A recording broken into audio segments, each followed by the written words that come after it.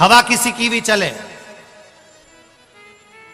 और जो शंकर के भक्त होते हैं, शिव के उपासक होते हैं, शंकर पर एक लोटा जल चढ़ाने वाले होते हैं, जो शिव मंदिर में जाने वाले होते हैं, जो शंकर भगवान का अनुमोदन करने वाले होते हैं, जो शिव जी पर एक बेलपत्र चढ़ाने वाले होते हैं, जो शंकर भगवान का गुणगान गाने वाले होते हैं, जो शंकर का नित्य स्मरण करने वाले होते हैं, वो पत्थर की तरह होते हैं। किसी की भी हवा चले, इन्हें कोई फर्क नहीं पड़ता। ये शिव के भक्त हैं और शिव के चरणों में रहते हैं। ये किसी के हवा के रुख में नहीं जाते।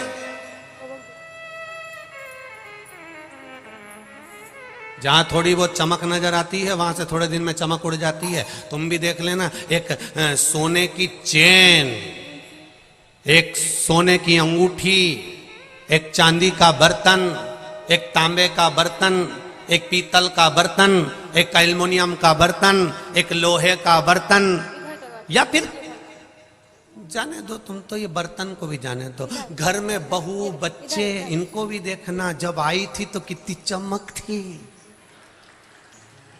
ऐसा लग रहा था पूरे घर को चमका देगी।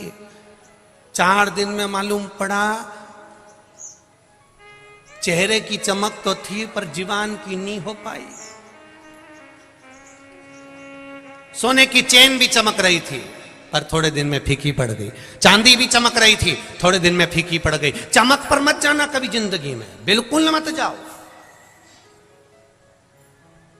चमक पर तो जाना ही नहीं। आप जैसे हैं वैसे ही रहना, आपको बदलने की जरूरत नहीं है। आप भगवान के भक्त हो और भक्त ही बनकर रहना। आपको नहीं बदलना है, आपको चमक की ओर नहीं जाना है। दुनिया कितनी भी चमत्कार करे, दुनिया कितनी भी चमक दिखाए, दुनिया कितनी भी चमत्कारों पर चमत्कार दिखाए, अपने को वैसे भी हमने देखा है। कानपुर उत्तर प्रदेश के जितने भी लोग हैं, उत्तर प्रदेश साइड के इधर के जितने भी लोग हैं, हमने देखा ये चमक के पीछे कभी नहीं भागते। ये भागते हैं तो परमात्मा के पीछे भागते। ये नियम बना, इसीलिए तो पूरी दुनिया में छोड़कर भगवान ना तो मध्य प्रदेश में इतनी बार प्रकट हुए, ना गुजरात में प्रकट हुए, ना महाराष्ट्र में इतने प्रकट हुए जितने वो उत्तर प्रदेश में प्रकट हुए।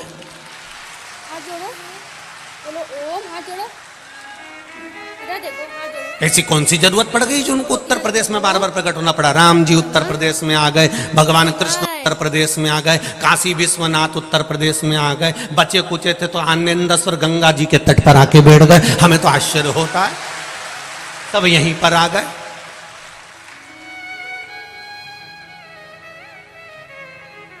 ये चमक के पीछे भागने वालों में से नहीं है, ये भगवान के पीछे भागते, भगवत चरणारविंद की ओर भागते, ये भगवान की शरणागति की ओर भागते।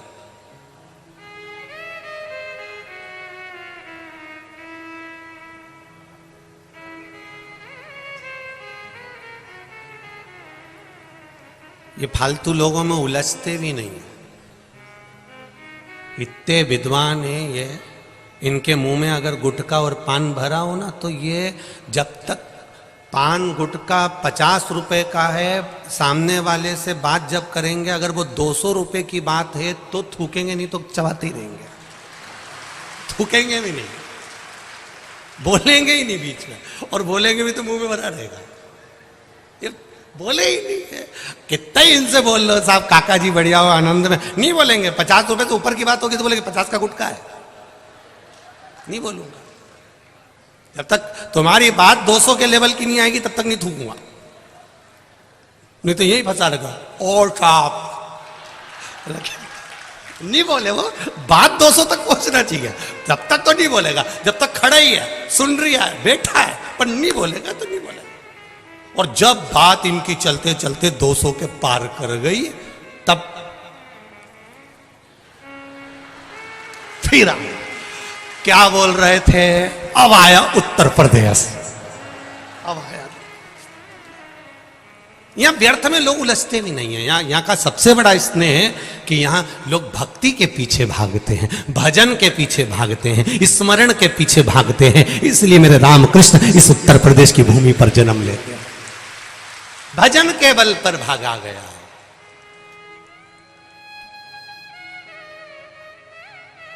भजन के पीछे भागे।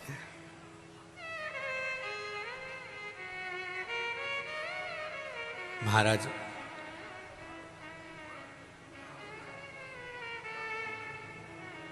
भगवान की जो भक्ति है, भगवान के भजन का जो बल है, उसको हमें बढ़ाना है। आप करो भगवान का भजन, आप करो मंत्र जाप, आप करो नाम जाप। कहीं नहीं जाना हमको भगवान शंकर की शरणागति के सिवाय। शिव जी को एक लोटा जल चढ़ाना है, शंकर भगवान का गुणगान करना है, शंकर भगवान की भक्ति में डूबना है, शिव स्मरण करना है। उसके सिवाय हमारे को कुछ भी नहीं आता। हम तो ज़्यादा कुछ जानते भी नहीं है, साधारण सी चीज़ है। हम तो बस केवल भगवान का भजन करना जानते हैं, इसके सिवाय कुछ भी नहीं हमारे को नहीं आता। मैंने तेरे ही भरोसे ओ बाबा, तेरे ही भरोसे हवा बिच उड़ती जावांगी। बाबा डोर हथो छठी नामे कटी जावांगी। भोले मैं तेरी पतन, शंभू में तेरी पतन। भगवान की अविरल भक्ति की ओर चलो।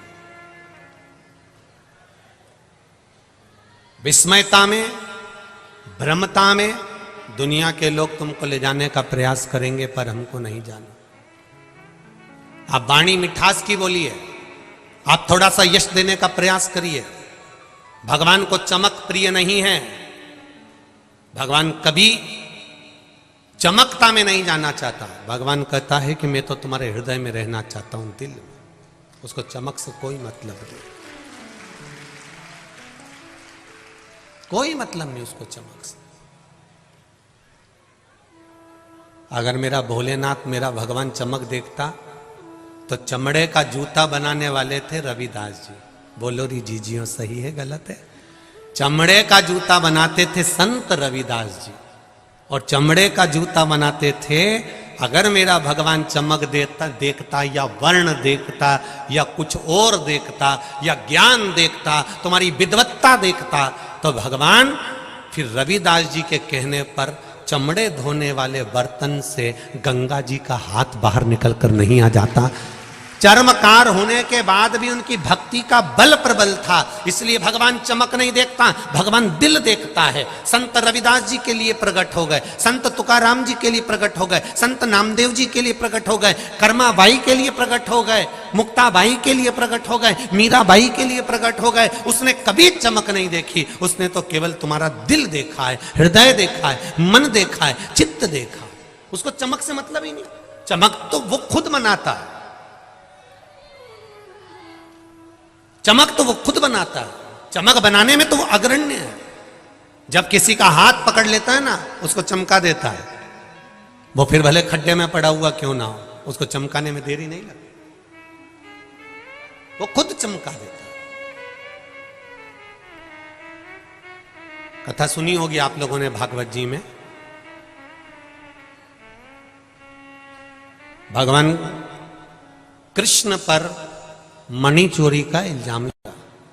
बोलो सुनी कि नहीं सुनी रहे? किस किस ने सुनी? जरा हाथ उठाओ। सबने सुनी? हाँ, उधर उधर। भगवान कृष्ण पर मणि चोरी का इल्जाम लगा। ये तुमने भागवत जी में घड़ा सुना, खूब सुना। अब आज भी सुन लो, जितने लोग हैं यहाँ पर, लगभग मेरे हिसाब से तो बाबा की कृपा से आज प्रशासन के लोग कह रहे थे कम से कम 5 लाख से ज्यादा पब्लिक यहाँ पर भरी हुई है। और वास्तवता है आप लोग इतनी संख्या में आए हो, इतनी संख्या में आए हो कि कॉलोनी में जगह नहीं बची रे दादा, इतनी संख्या में। ये शिव कृपा है, बाबा की कृपा। और जहां जगह मिली है वहीं बैठकर सुन लो। ये मत सोचो कि कहीं हमारे लिए कुछ अच्छी जगह मिल जाए, हम अच्छी जगह। तुम्हें जहां मिल रही है वहां चैन से, प्रेम से सुनना। तुम यहाँ जगह देखने नहीं आए हो, यहाँ भोलेनाथ जी के दिल में, और भोलेनाथ जी तुम्हारे दिल में बैठने के लिए। आप हृदय से सुनो कर, जहां मिल जाए जगह वहां बैठो। भगवान पर चोरी का इल्जाम लगा, भगवान मणि ढूंढने के लिए गए।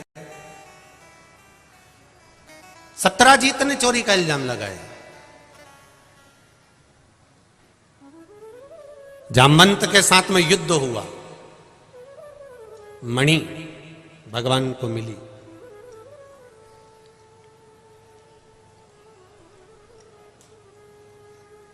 मणि भगवान को मिली, ऐसा नहीं है कि मणि नहीं मिली। जामवंत ने हाथ जोड़कर कहा, प्रभु मैं मणि तो दे दूंगा, पर मेरा एक निवेदन है, मेरी बेटी जामवंती से आप विवाह कर लो। भगवान ने पूछा, तुम्हारी बेटी जामवंती कैसी लगती है? तो कहा, जैसा बाप है वैसी बेटी है। अब बाप कौन था? जामवंत, रीछ, भालू। अब भालू की बेटी रीछ की बेटी, बोलो तो। अब रीछ की बेटी कोई हीरोइन तो होगी नहीं, अब रीछ की बेटी भी रीछड़ी ही होगी। अपने यहां तो सीधे कहते हैं, बकरा बकरी की छोरी बकरी, ऊंट की ऊंटनी। अपन बोले कि नहीं बोले, साधारण साधारण भाषा में अपन लोग कह देते। अब रीछ की बेटी, जामवंत की बेटी, जामवंती। भगवान ने कहा तुम्हारी बेटी कैसी है? तो जामवंत ने कहा मेरे जैसी लगती है। तुम्हारे जैसा लंबा मुंह? हाँ। भालू जैसा मुंह? हाँ। तुम्हारे जैसे चेहरे पर बाल? हाँ। तुम्हारे जैसे बड़े बड़े नख? हाँ। पूरे शरीर पर बाल? हाँ। ऐसी कैसी है? मेरे को देख लो, मेरी बेटी को देख लो। अब राम अवतार में तुमने भले कृष्ण अवतार में जामवंत को नहीं देखा हो, पर राम अवतार में तो जामवंत को देखा होगा। जामवंत को देख लो और जामवंत की बेटी को देख लो, एक जैसे लगते थे। भगवान कृष्ण ने मन में सोचा, बताओ लड़की से विवाह कर रहा है, कम से कम देख तो लेता कि दूल्हा कितना सुंदर है, और दुल्हन ऐसी दे रहा है, रीछ की छोरी रीछड़ी। ये जामवंत अपनी बेटी से विवाह कर रहा है। प्रभु कुछ भी करो, पर मेरी बेटी को, तुमने राम अवतार में मैंने कहा था आपसे कि मेरी बेटी से आप विवाह कर लीजिए। आपने कहा था एक पत्नी व्रत का पालन कर रहा हूं मैं, दूसरा विवाह नहीं कर सकता। आपने कहा था अगला अवतार होगा तब मैं तुम्हारी बेटी से विवाह करूंगा, इसलिए विवाह तो करना पड़ेगा। भगवान कृष्ण ने मन में सोचा, राम अवतार में वचन दे दिया था, हमने देखा नहीं था। अगर हम देख लेते तो उसी अवतार में हम मना कर जाते कि हम विवाह नहीं करेंगे। विवाह तो करना पड़ेगा। बुलाओ जामवंती को। द्वारकाधीश ने बुलवाया जामवंती को। जामवंती सामने खड़ी थी, बिल्कुल रीछ जैसा मुंह, लंबे लंबे बाल, नख, शरीर पे बाल ही बाल। जामवंती हाथ जोड़कर कहती है, मुझसे विवाह कर लो। भगवान कहते हैं मैं तुमसे विवाह तो कर लूंगा, पर शर्त एक है। क्या? जब तक मैं नहीं बोलूंगा तब तक तुम किसी को मुंह नहीं दिखाओगी। तुम अपना शरीर का एक नख भी नहीं दिखना चाहिए तुम्हारे शरीर का। जो आज्ञा प्रभु, बस शादी कर लो। भगवान ने जामवंती से विवाह कर लिया।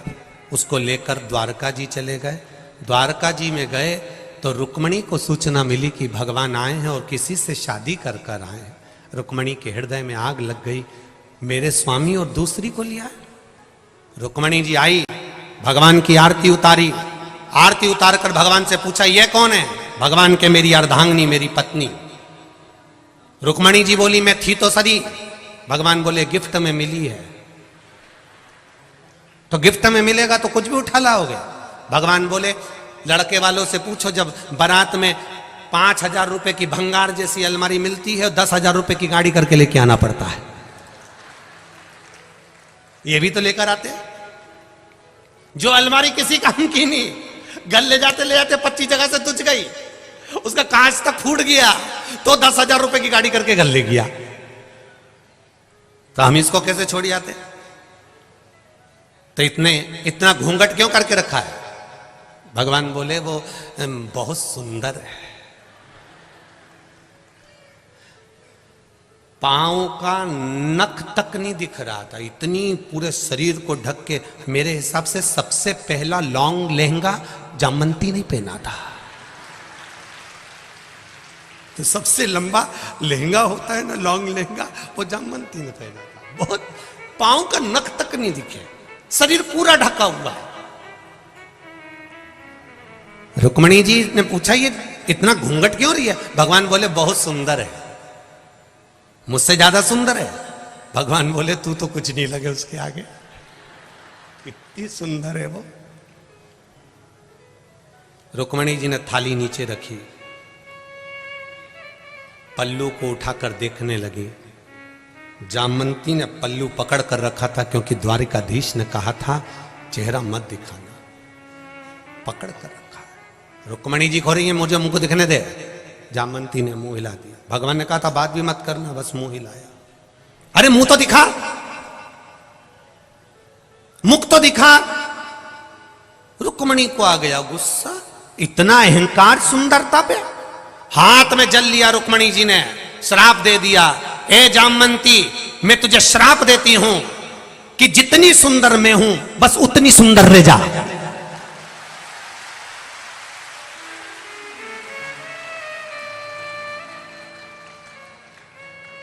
भगवान ने कोनी मार के कहा अब उठा दे, अब उठा तू घूंघट। और जो रुक्मणी जी के सामने जामवंती ने अपना घूंघट उठाया, जामवंती रुक्मणी जैसी सुंदर हो गई। भगवान के चरण पकड़ लिए कि तू चमक से दूर रहता है पर कंकर को भी चमकदार बना देता है। तू है वो मेरा परमात्मा है, वो मेरा द्वारिकानाथ, मेरा भोलेनाथ, मेरा विश्वनाथ, मेरा गोवर्धननाथ, मेरा शिव, मेरा राम, मेरा कृष्ण है, जो कंकर को भी चमकाकर हीरा बना देता है। एक साधारण से घोड़े पर से उठाकर उसको भी कहीं ऊंचे सिंहासन पर बिठा देता है। और ये तो मेरा शंकर है, जो चमक से मतलब नहीं रखता, वो केवल तुम्हारे हृदय से मतलब रखता है। आप दिल से एक बार भगवान के हो जाओ, वो तुम्हें कब चमका देगा, किस तरह से चमकाएगा, वो ही जान सकता है, उसके सिवा कोई नहीं। एक पत्र आया, पत्र एक तो बहुत सारे जी।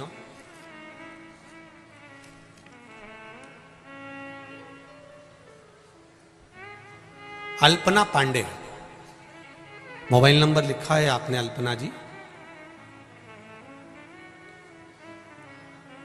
शिव जी की महिमा का क्या बखान करूं गुरुदेव। मैं अल्पना पांडे, श्री संजय पांडे, बर्रा 6 कानपुर की निवासी हूं। कहीं बैठी हूं अल्पना जी तो हाथ हिलाइएगा, आपके दोनों कहीं बैठी हो तो हाथ हिलाइएगा।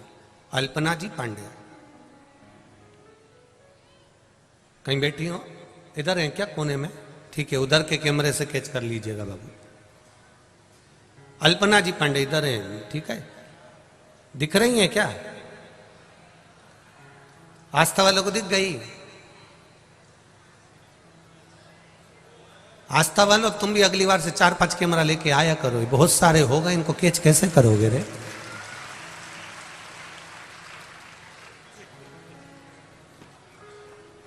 अल्पना जी पांडे, मैं अल्पना पांडे, श्री संजय पांडे, बर्रा 6 कानपुर की निवासी हूं। शिव जी की कृपा का क्या बखान करूं गुरुदेव, मैं क्या वर्णन करूं।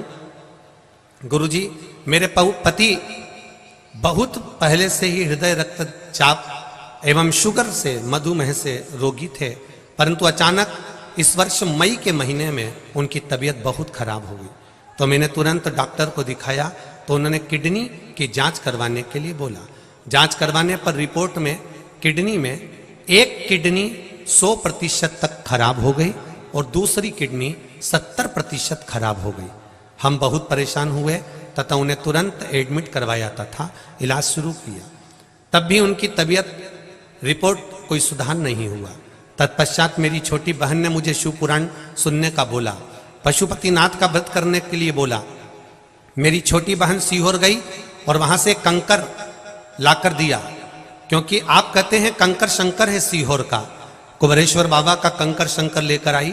उस कंकर को ही हम रुद्राक्ष मानकर उसको जल में गलाते और शिव जी को मानकर वो पानी शंकर जी का आनंद लेकर हम हमारे पति को थोड़ा सा दे देते। गुरुजी, उनकी बात मानकर आज भी रुद्राक्ष के जल को में पीते हैं वो, और उनके साथ मैंने एक लोटा जल बेलपत्री शिव जी को चढ़ाना प्रारंभ कर दिया। बाबा की कृपा से बेलपत्री भी ग्रहण कराती हूँ, शिव जी का जल भी उनको देती हूँ। श्री शिवाय नमस्तुभ्यम का जाप किया।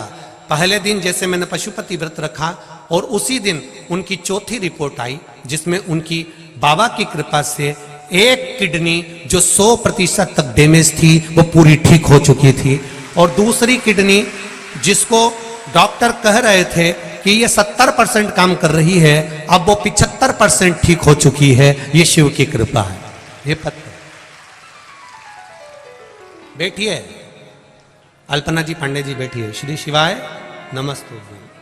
तेरी कृपा बिना न हिले एक भी, लेते हैं श्वास तेरी कृपा से। भगवान शिव का गुणगान करिए, भगवान शिव का भजन करिए। आप उसकी भक्ति में जितना डूबेंगे वो आपको पकड़ लेगा, आपका हाथ पकड़कर तार देगा। दुनिया कितनी भी चमक दिखाए, चमक की ओर ना जाकर भगवान का पथ पकड़िए। और जिसने भगवान का पथ पकड़ लिया, जिसने भगवान की शरणागति पकड़ ली, जिसने भगवान के चरण पकड़ लिए, फिर उसको किसी के चरण पकड़ने की जरूरत नहीं पड़ी। एक का चरण अगर पकड़ा है तो फिर किसी की भी जरूरत हमें नहीं पड़ी। शंभु शरणे मांगो घड़ी रे घड़ी, दुख काटो दया करी दर्शन आपो, दया करी दर्शन। आप भगवान की भक्ति की और भगवान के चरणारविंद की और भगवान के रसतत्व की ओर जाओ। कोई कितना भी कह दे कि वहां चमत्कार हो रहा है, आप मत जाइए। आप पहले, सबसे पहले भगवान के मंदिर, अपने पास में जो शंकर का मंदिर है वहां जाइए। दुख आया है, एक बहू पूना में रहती है, मुंबई में रहती है, एक बहू दिल्ली में रहती है, और एक बहू तुम्हारे पास में रहती है। तुम्हारी तबीयत खराब होगी, पूना वाली, मुंबई वाली, दिल्ली वाली की पास में रहने वाली कौन सी पहले आएगी?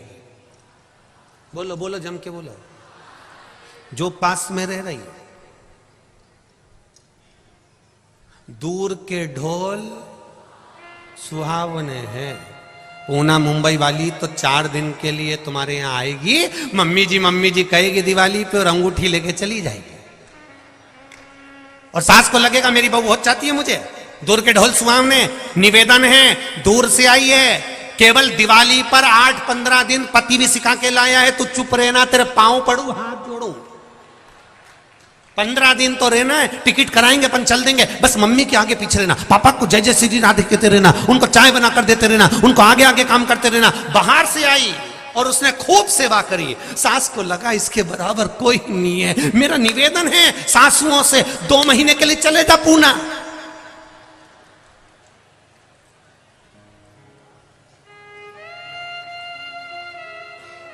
अभी तक जो जगदम्बा थी, थोड़े दिन में चंद्र घंटा नहीं हो जाए तो बता देना। रोज चंद्र घंटा प्रतिदिन। तो मम्मी से पूछो ना कब जाएंगी, तो मम्मी ने ये बोल दिया, आई काय को यहां पूना में, इनको कौन ने बोला था कि आओ। बहुत कठिन है महाराज। दूर के ढोल सुहावने।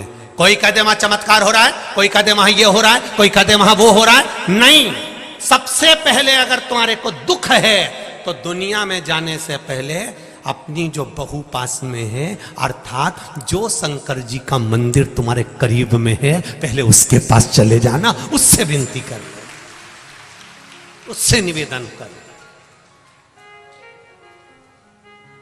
करो उसके विनती।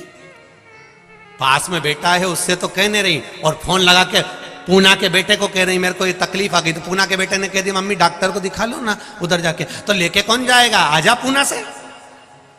अगर यही बात तू साथ में रहने वाले बेटे से कहती बेटा मेरे शरीर में कष्ट है, तो बेटा कहता मम्मी मैं अभी चलता हूँ, थोड़ी देर में मैं आ रहा हूँ, तुम चिंता मत करो मैं दिखा लाऊंगा। बेटा खुद लेकर जाता, नौकर को भेजता, चाकर को भेजता, किसी को भेजता, पत्नी को कहता, पर दिखा कर लाता। पर तुमने दूसरे को आस जगा कर कि वो मुझे कर देगा, तो उसने फोन किसको लगाया, बेटे को। बेटे ने कहा मम्मी ने तुझसे कहा भैया, भैया तुझसे कहा, ये बात मुझसे मां बोल देती मैं दिखा लेता। मतलब मुझे तो नीचा दिखा दिया कि मैं कुछ नहीं कर सकता। आपके पास में जो रह रहा है, आपके करीब में जो रह रहा है, जो शंकर भगवान का मंदिर तुम्हारे नजदीक में है, जो शिवालय तुम्हारे पास में है, जो शंकर भगवान का शिवालय तुम्हारे नजदीक में है, जो बेलपत्री का पेड़ तुम्हारे पास में है, जो पीपल का वृक्ष तुम्हारे पास में है, जो आंवले का वृक्ष तुम्हारे पास में है, जो शंकर का शिवालय तुम्हारे पास में है, सारी दुनिया में जाने से पहले तुम्हारे करीब के शंकर भगवान के मंदिर में पहुंचो। उसको हल्के में मत लो। शिव मंदिर वहीं बनता है जहां शिव चाहता है।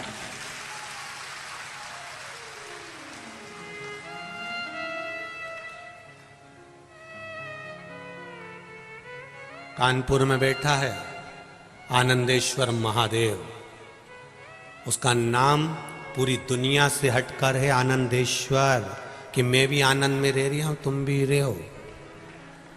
क्या किसको रोइए, चादर तान के सोइए। यह महादेव सिखा रहा है टेंशन वेंशन लेने की जरूरत नहीं है, टेंशन की जरूरत नहीं है। भगवान की भक्ति में जुओ जितना हो सकता है, और रहो अपनी मस्ती में, जैसे रहते हो साधारणता में, जैसे आनंद में, सिंपल, कोई चमक नहीं, कोई चमक नहीं चाहिए। ऐसी चमक, ये चमक ये दमक फूल वन में महक, सब कुछ सरकार तुम्हीं से है। उसकी भक्ति को रमो, उसके भजन को रमो। क्या सोचना अपन को चमक का। एक बात और अपनी जिंदगी में उतार लीजिए, चारों तरफ कुर्सी पाने के लिए, पद पाने के लिए, प्रतिष्ठा पाने के लिए, स्थान पाने के लिए एक होड़ लगी हुई है, लोग दौड़ रहे हैं। मेरा निवेदन है सब कुछ मिल सकता है, एक बार शंकर भगवान को पाने के लिए दौड़ पड़ो, सब कुछ मिल जाएगा, सब कुछ। शिव कथा कह रही है, एक समानता का जीवन जिए।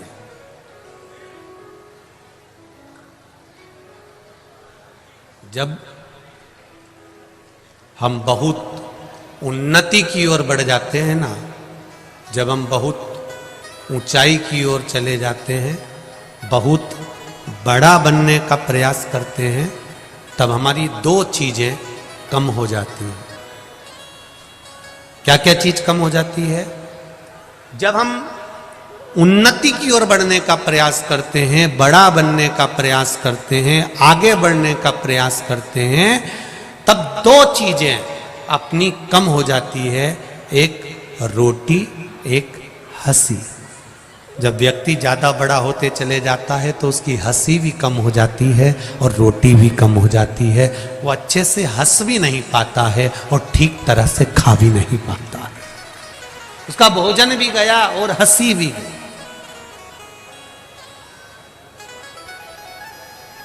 ना वो भोजन प्रेम से कर पाता है और ना वो ठीक तरह से चार लोगों में बैठकर हंस पाता है कि मुस्कुरा पाता है, उसकी हंसी भी चली जाती है।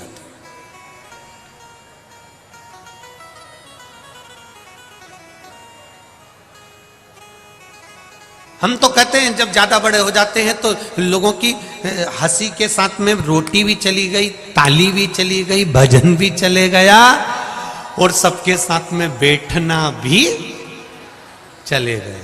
जब ज्यादा बड़े होते चले जाते हैं ना तो 10 लोगों में आप नहीं बैठ पाते, क्योंकि आपको ऐसा लगता है कि मेरे लिए थोड़ा वीआईपी व्यवस्था चाहिए, फिर भोजन भी वैसा चाहिए, मैं ज्यादा खाती नहीं, शरीर बनाना पड़ेगा, उस हिसाब से रहना पड़ेगा, ज्यादा खा लेंगे श्रेष्ठता नहीं लगेंगे, हंस भी नहीं सकते। हंसेंगे भी तो बड़ा सावधानी से हंसेंगे, बहुत हंसी भी आ रही है ना तो थोड़ा सा ही मुस्कुराना पड़ेगा। भूख भी बहुत तेज लग रही है, पर 4 लोगों में बैठे हैं तो ज्यादा खा भी नहीं सकते। एकदम किसी बड़ी पार्टी में चले जाओ और एकदम गुलाब जामुन पे गुलाब जामुन निपटाओ तो लोग ही कह देंगे हफ्सन है, तो ज्यादा खा भी नहीं सकते।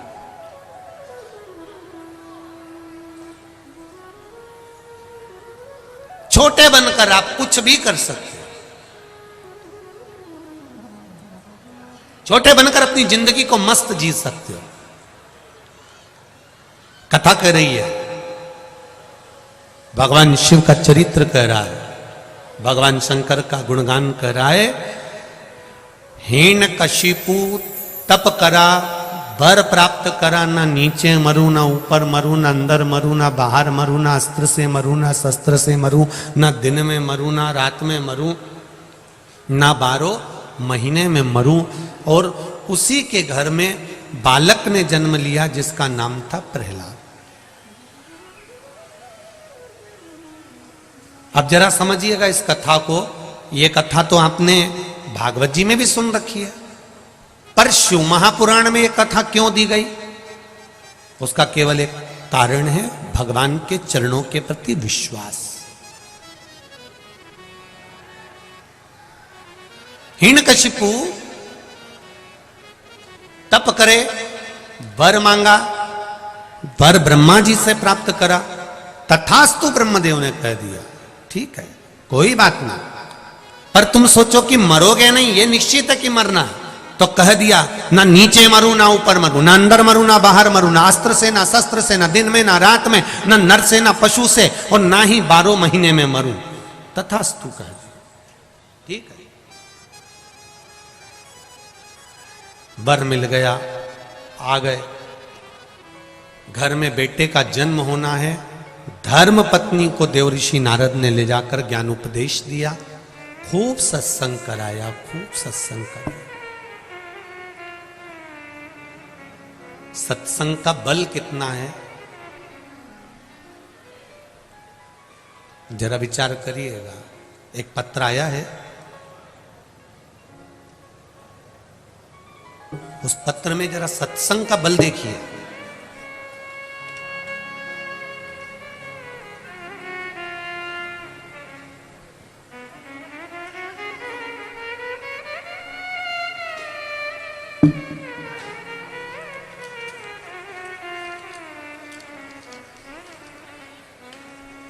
इन पत्रों से ये मालूम पड़ता है कि भगवान शंकर के प्रति आपका विश्वास कितना, भरोसा कितना है।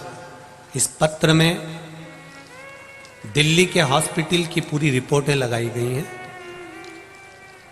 पूरे एक्सरे लगाए गए हैं, जो शरीर में रोग हुआ उसकी पूरी जांचें सब लगाई गई। जरा पत्र, मेरा नाम रेणु तोमर है, मैं मुरैना मध्य प्रदेश से आई हूँ। रेणु जी कहीं बैठी हो तो हाथ हिलाइएगा।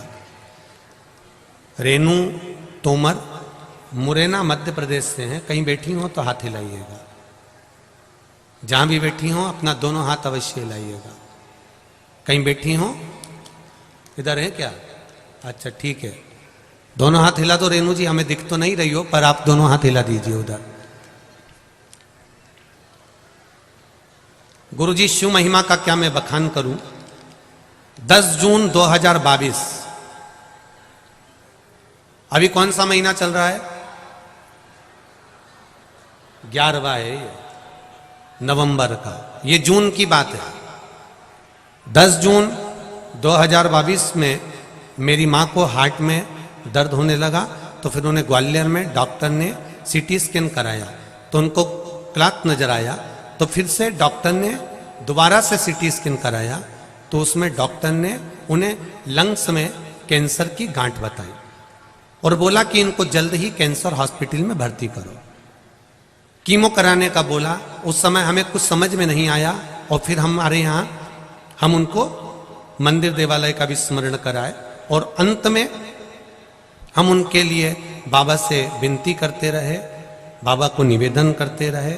फिर हम उनको चौतराम अस्पताल में दिखाने के लिए लेकर गए। फिर पीटी स्कैन हुआ और उस पीटी स्कैन में डॉक्टर ने 3 कैंसर की गांठ बताई और बोला कि आपकी मम्मी के लंग्स में जो 3 गठाने हैं वो कैंसर की हैं। और उस डॉक्टर ने वहीं जांच को बेंगलोर भेज दिया। जब बेंगलोर वाली जांच वापस आई तो डॉक्टर ने बताया कि आपकी मम्मी को कैंसर है और इनको 46 हजार रुपए की कुछ दवाइयां हैं, वो इनको देना चालू करना पड़ेगा, फिर कीमो का क्रम चालू करेंगे, जांच करेंगे। करते करते उसी जगह पर जहां पर मम्मी को एडमिट किया था पास में ही एकांत में मैं बैठी हुई थी और किसी ने बोला कि आप कुंदकेश्वर महादेव के नाम से 1 लोटा जल शिव जी को चढ़ाओ और वहां से एक बेलपत्री लेकर आ जाओ और भगवान शंकर को याद करो, कुबेरेश्वर महादेव को याद करो, कुंदकेश्वर महादेव को याद करो।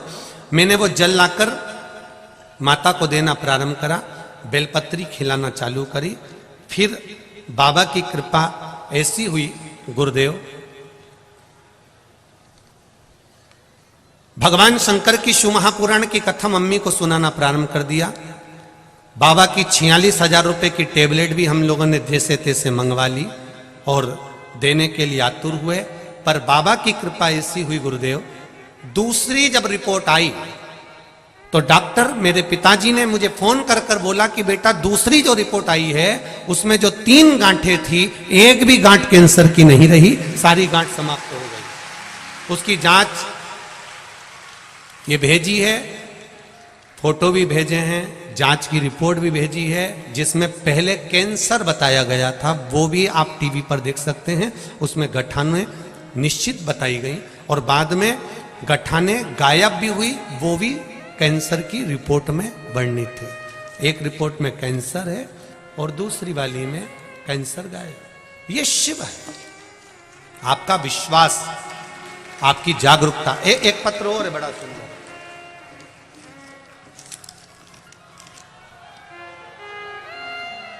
श्रीमती सुनीता देवी, पत्नी श्री शिव प्रताप, रामनगर इटावा उत्तर प्रदेश से हैं। कहीं बैठी हो तो हाथ हिलाइएगा। आप ही हैं?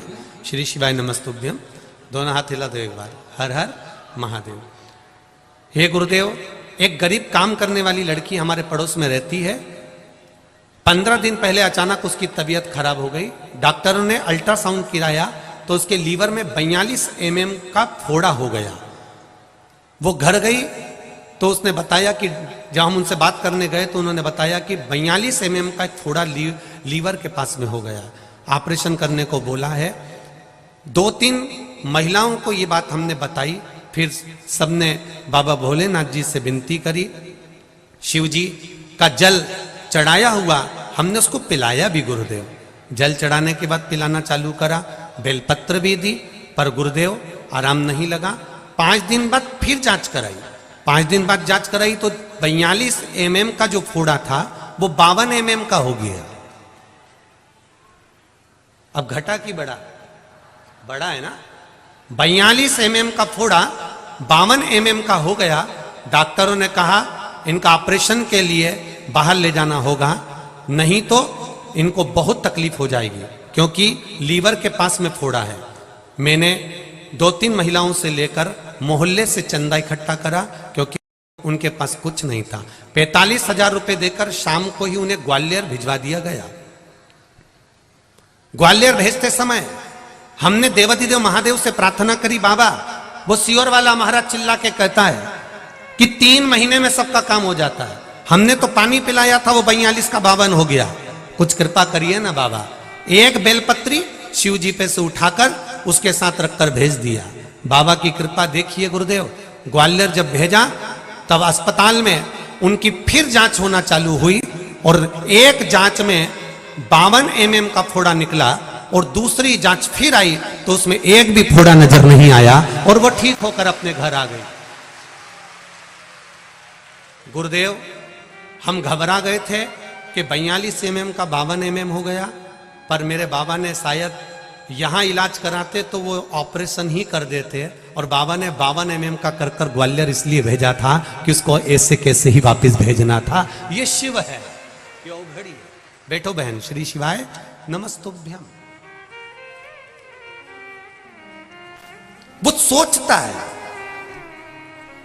हर पल, हर घड़ी, हर क्षण तुम्हारे साथ है। अब एक बात सोचिएगा जरा, सियोर वाला महाराज इनके साथ में वहां नहीं था, पर जो पास में शिव जी का मंदिर था, जो पास में बहू थी, वो आई कि नहीं आई?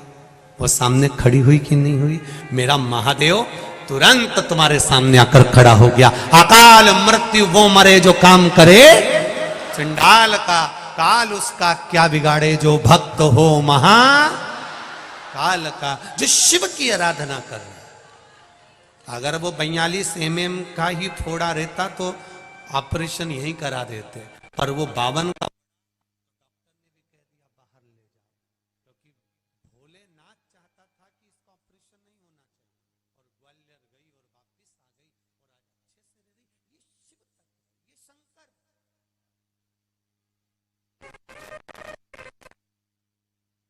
शिव मंदिर में जाओ, भगवान शिव का गुणगान गाओ। आपको बेरेश्वर धाम मत आओ, पर जब बाबा आपकी झोली खुशियों से भर दे और कुछ कृपा एक भी पूरी कर दे, तब बेरेश्वर धाम जरूर जाओ। मना नहीं, हम मना नहीं करते कि आप ना जाइए, जाओ। भक्ति के बल को बढ़ाना है हमें अपने भजन को बढ़ाना है, हमें अपने कीर्तन को बढ़ाना है।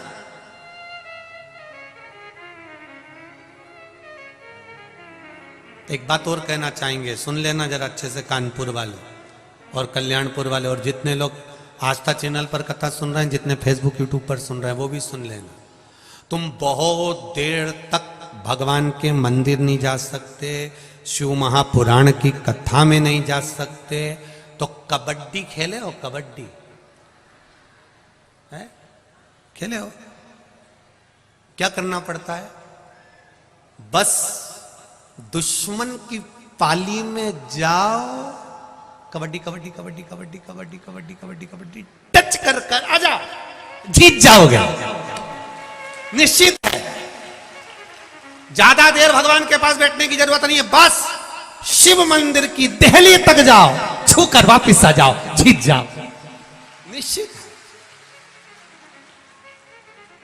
शिव मंदिर के द्वार तक गए और जीत कर वापिस आ जाओ, ये निश्चितता है। तेरी कृपा बिना न हिले। हमारे बीच में संत महात्मा हैं, जोरदार ताली बजाकर स्वागत करें। तेरी कृपा बिना न हिले एक भी अणु, लेते हैं श्वास तेरी कृपा से तनु तनु। एक जरा सा बस केवल टच ही किया है। आती है? कौन कौन खेले कबड्डी? खेले हो? अरे बहुत बढ़िया, धर लो धर लो धर लो। कबड्डी कबड्डी कबड्डी टच करा, वापिस लौट कर आ गया। और अगर थोड़ी सी देरी हो जाती तो फिर डूब जाते। गए, भगवान की चौखट तक पहुंचे, भगवान के द्वार तक पहुंचे, भगवान की शरणागति तक पहुंचे, थोड़ा सा स्पर्श मात्र किया, उसमें भी सुख मिल गया, उसमें भी आनंद की अनुभूति हो गई। मेरे भोले तेरा सहारा है, मेरी नैया का तू किनारा है, मेरी नैया का तू किनारा है। शिव कृपा जैसी। आप अगर आए हो शिव महापुराण की कथा में, भगवान शंकर की पावन कथा को श्रवण करने के लिए पहुंचे हो, समझ लेना पाली टच कर कर जा रहे हो तो ये निश्चित है कि विजयता प्राप्त जरूर होगी। आप आए उसके द्वार तक, आप आए उसकी चौखट तक। और मेरा इंदौर वासियों से भी निवेदन है,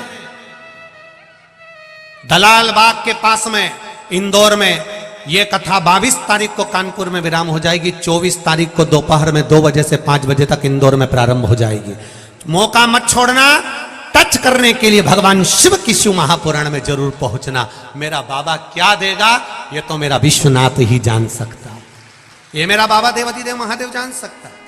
लोग मुरैना से आ रहे हैं, मध्य प्रदेश से, कोई झांसी से आ रहा है, कोई रायसेन से आ रहा है, कोई कलकत्ता से आ रहा है, यहाँ कोई कलकत्ता वाले भी बैठे हुए हैं, कोई कलकत्ता से, कुछ तो मेरे बाबा ने दिया होगा तब तो पहुंचे हैं।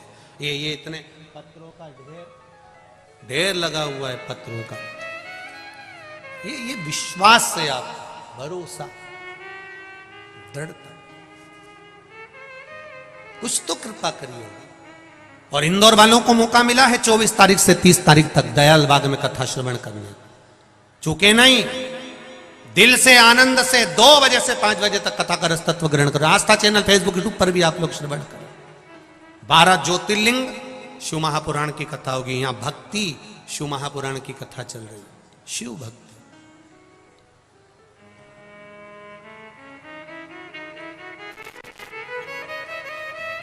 पर अब एक निवेदन आप सबसे है, जो रात्रि को रुकने वाले आते हैं उनसे निवेदन है, अपने साथ में ओढ़ने का जरा कम्बल मम्मल थोड़ा मोटा लेके चलो, ठंड पड़ने लगी है, उसका ध्यान रखकर चलिए। आप लोग आते हो मना नहीं, पर थोड़ा सा ओढ़ने का जो कम्बल वगैरह है वो थोड़ा मोटा लेकर चले, जिससे आप लोगों को ठंड ना लगे, उसका विशेष ध्यान। भगवान की अविरल भक्ति, बैठो अभी देह मौका, भगवान की अविरल भक्ति को धारण कर, जिस भक्ति का बल प्रबल, हिरण्यकशिपु ने मांगा ना नीचे मरू ना ऊपर मरू ना अंदर मरू ना बाहर मरू ना अस्त्र से मरू ना शस्त्र से मरू ना दिन में मरू ना रात में मरू, ना नर से मरू ना पशु से मरू, ना ही 12 महीने में मरू। धर्म पत्नी गर्भ से थी और नारद जी ने उनको ज्ञान उपदेश दे दिया, गर्भवती नारी को भगवान का भजन करना चाहिए, ये हमारा शास्त्र कह रहा है, ये शास्त्र कह रहा है। पर आज के जमाने में डॉक्टर कह देते हैं बेड रेस्ट, दिन भर पलंग पे पड़ी रहो और नाटक देखती रहो। औलाद भी जो पैदा हुई वो आते से ही नाटक करना चालू कर देती है, वो भी नाटक करती है। गोदी में रखो तो चुप, जमीन पे सुलाओ तो पे पे करे, ये नाटक नहीं तो क्या। फिर बूढ़ी बूढ़ी माताएं भी कहने में पीछे नहीं हटती, वो भी कह देती हमारी भी 4-4 5-5 औलाद थी री बहू, खिला दो पिला दो पटक दो खेलती रहे, तूने अनोखी औलाद पैदा करी, धन्य है ऐसी औलाद पैदा करी। फिर माताएं भी कह देती, कहने में कोई चूकता क्या। करो भजन, करना चाहिए, उसमें कोई विशेष।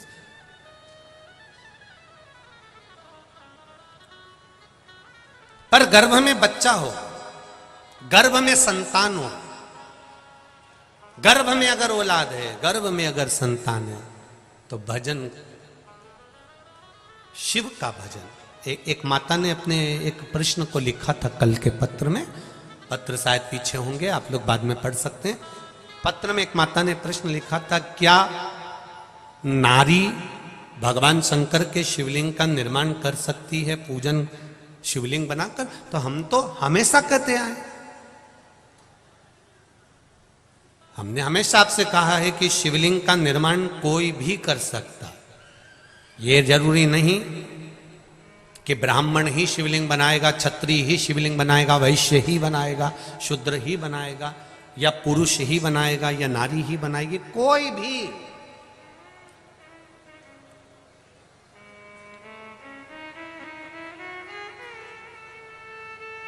और नवयुवक बेटा बेटियों से निवेदन है,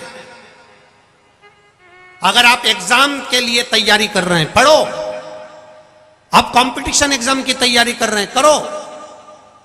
उनसे निवेदन है, पेपर में अगर समय हो, 2 महीना 4 महीना 6 महीना हो, कंपटीशन एग्जाम की पूरी तैयारी करो, पूरी तैयारी एकदम कर्म प्रधान। उनसे निवेदन है, महीने में एक बार बालू रेत मिट्टी का शिवलिंग बनाओ, उसको जल चढ़ाओ, घी का दिया लगाओ, पूजन करो, शहद बेलपत्र शिव जी को समर्पित करो, अपनी कामना कर कर विसर्जन करो। 2-4 महीने जब तक एग्जाम नहीं आते, महीने में केवल एक दिन भी अगर आप मेरे देव अधिदेव महादेव को दे रहे हैं, उतने में ही मेरा बाबा कृपा कर देगा। ये निश्चित है। करो कंपटीशन एग्जाम की तैयारी। और जिन जिन ने नौकरी की तैयारी करी है, भले प्राइवेट की कर रहे हो चाहे सरकारी की कर रहे हो, मेरा बच्चों से, बेटों से, बेटियों से निवेदन है, खूब पढ़ो, दिल से खूब अच्छा नंबर लाओ, खूब मेहनत करो, पर साथ में शिव महापुराण को विश्वास मानकर भगवान शंकर का अनुमोदन कर कर, विनती कर कर, फिर कंपटीशन एग्जाम में या कहीं इंटरव्यू देने जा रहे हो, वहां भी शिव का श्री शिवाय नमस्तुभ्यम जप कर बाबा को दिल में बिठाकर एग्जाम दीजिए।